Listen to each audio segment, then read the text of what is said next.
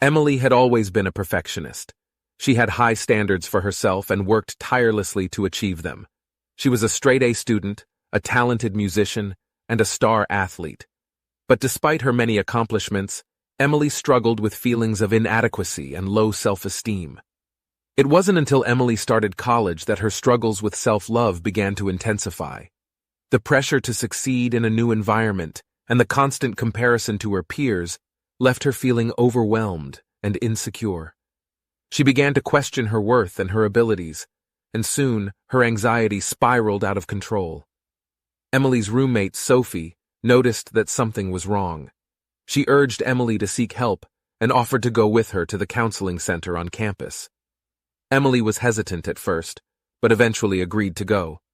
The counselor, Dr. Rodriguez, listened patiently as Emily poured out her fears and insecurities.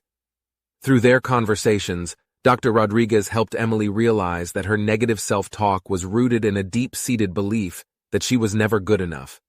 She encouraged Emily to challenge those thoughts and practice self-compassion and self-love. At first, it was hard for Emily to accept these concepts. She had always believed that pushing herself to the limit was the only way to achieve success. But as she continued to work with Dr. Rodriguez and practice self-compassion, Emily began to feel a shift in her perspective. She started to recognize her own worth, independent of her achievements. She gave herself permission to make mistakes and learn from them, rather than beat herself up for every misstep. She learned to treat herself with kindness and understanding, just as she would a close friend. Emily's newfound self-love didn't come easily.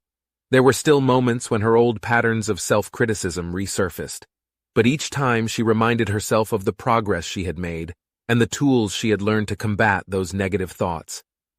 As Emily continued to practice self-love, she noticed a significant improvement in her overall well-being.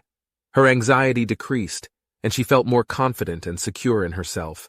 She was able to appreciate her own strengths and weaknesses without feeling the need to compare herself to others. In the end, Emily realized that self-love wasn't just a concept, but a practice.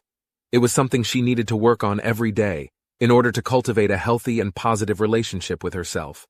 And with that realization, she knew that she could face any challenge that came her way, with love and compassion for herself at the core.